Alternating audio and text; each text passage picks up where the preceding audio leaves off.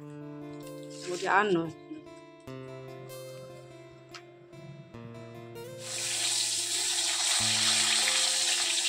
এখন ছাতা মাথা দিয়ে আমি আর তোজো যাবো সেই মাথার দিকে সাইকেল দিকে।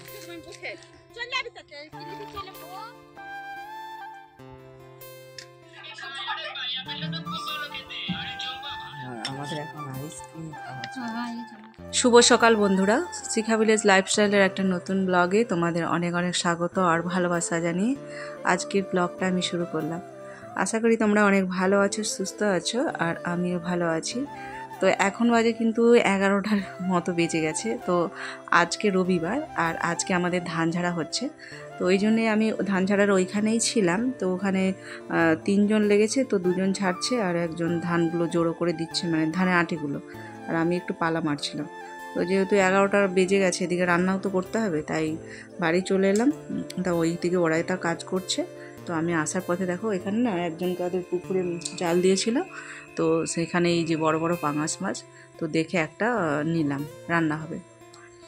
তো এই দেখো মাছটা দেখে তোমরা বুঝতে পারছো কিনা জানি না, ছোট মনে হচ্ছে কিন্তু মাছটা অনেক বড় ছিল, মানে 2 কেজির মতো হবে মাছটা। দেখো পুরোটা কাটা হয়ে গেছে, একদম লাল টকটক করছে। দেখো যেহেতু টাটকা মাছ জ্যান্ত একদম, এই জন্য এরকম লাল, আর এই মাছ একটু লাল হয়। তো চলো, মাছগুলো আমার কাটা হয়ে গেছে আর ধোয়াও হয়ে গেছে, তো এখন নুন মাখিয়ে নেব। তো ওইদিকে রান্না করে আবার ওই পাশে যাব, ঝাড়ার কাজ চলছে। আর আজকে তো ভীষণ রোদ্দুর, যেন কী তাপ। ওদিকে ডাল বসিয়ে দিয়েছি আর এসে দেখো উনুনে ভাতটা বসিয়েছি। আর ভাতের এখানে তো বসা যাবে না, রোদ্দুর লেগে গেছে, তাই হাঁড়িটা শুধু বসিয়ে দিয়ে চলে এসেছি। আর গ্যাসে আমি তরকারি আর ডাল বসিয়ে দিয়েছি, আর মাছ করব, একটা সবজি বানাবো। তো দুদিকে বসিয়ে দিলাম, কি হবে আমার তাড়াতাড়ির মধ্যে রান্নাটা হয়ে যাবে, তো আবার ওইদিকে আমি একটু যেতে পারবো। তো মাছে আমি নুনটা মাখিয়ে নিই, আর ওদিকে আমি সবজি কেটে নিয়েছি, কুঁদরি আলু, তার একটু পোস্ত করব, আর টক ডাল, আর এই মাছের তেল ঝাল, লাল লাল করে তেল ঝাল বানাবো।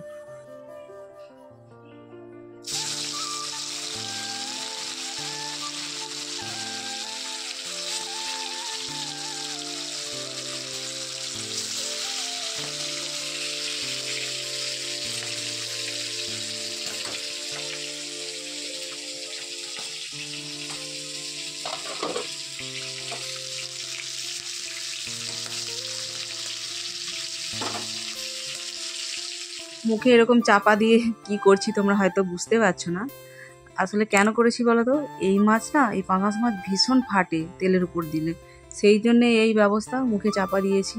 আর এমনিতেই যা গরম, এমনি গ্যাসের কাছে দাঁড়ানো যাচ্ছে না, তারপর যদি আবার এই মাছের তেল ছিটকে আমার মুখে পড়ে, কি অবস্থা হবে। ছাতা মাথা দিয়ে আমি আর তোজো যাবো সেই মাথার দিকে সাইকেল দিকে। চলো, দাঁড়াবে, সাইকেলে চাপিয়ে নিয়ে চলবে।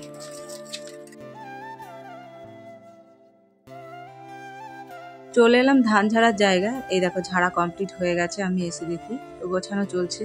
আর এইটা আমাদের সেই বল গ্রাউন্ড যেখানে দুর্গাপুজো হয়, তোমরা আমার ব্লগে দেখেছো অনেকে। তো সেই জায়গায় ধান ঝাড়া হচ্ছে এক সাইডের দিকে। আর আমাদের সামনেটায় তো মানে ঝাড়া যাবে না, বাকুলটায় এমনি পরিষ্কার নেই। আর এখানে তিরপল বিছেই হচ্ছে, কিন্তু জায়গাটা প্লেন, তো বেশিরভাগ মানুষদেরই কিন্তু এই জায়গায় ধান ঝেড়ে নিয়ে তারপরে বাড়ি যায়। তো আমার ঝাড়া কমপ্লিট। আর এই দেখো আমার মানে তোমাদের দাদাভাই কিছু ধান বয়ে রেখে এসেছে বাড়িতে সাইকেল করে। তো এটা আঁকড়া আছে মনে হয়, আর তিরপলগুলো পাট করে নিয়ে যাব। তো চলে এলাম তারপর একদম বাড়ি, সমস্ত কাজ আমার গুছানো হয়ে গেছে ওদিকে ধানের, শুধু খড়গুলো পড়ে রয়েছে, ওগুলো বিক্রি করে দেবো এখান থেকে, তো বাড়ি নিয়ে যাব না। তো রান্না ওদিকে কমপ্লিট করে গেছিলাম। তো এসে দেখো বাচ্চাদেরকে খেতে দিয়ে দিই, এখন 2টোর উপরে বেজে গেছে। তো ও স্নান করতে গেছে, এলে খাবো, তার আগে আমি ওদেরকে দিয়ে দিচ্ছি।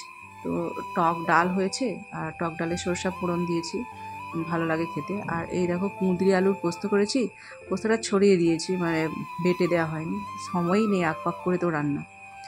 আর ওইদিকে মাছের তেল ঝাল করবো বলছিলাম, তো তেল ঝাল করেছি লাল লাল করে। এই যে এদেরকে খেতে দিয়ে দিই, তারপরে আমি আর বড়মশাই এলে একসাথে খাবো। চলে আসলাম একদম বিকেলে। এই দেখো আইসক্রিম নিয়ে বসে গেছি। এই আইসক্রিমটা বাবুই বসেছিল, কি অরিও বিস্কুট দিয়ে গুঁড়ো করে তা দিয়ে আইসক্রিম বসিয়েছে। তো দেখো বেশ ভালোই লাগছে খেতে, খারাপ লাগেনি। তো তাতাই বলছিল যে বসাস না, এটা ভালো লাগবে না। ও নিজের থেকেই দেখি জোগাড় করে রেডি করে মানে সমস্ত কিছু বসিয়েছে, বেশ ভালো লাগছে। তো চলো আজকের মতো আমার মিনি ব্লগ এই পর্যন্ত। কেমন হয়েছে অবশ্যই কমেন্টে জানিও। ভালো লাগলে একটা লাইক করতে ভুলো না। নতুন হলে চ্যানেলটিকে সাবস্ক্রাইব করে আমার পাশে থেকো। দেখা হচ্ছে পরের একটি ভিডিওতে। টাটা সবাই।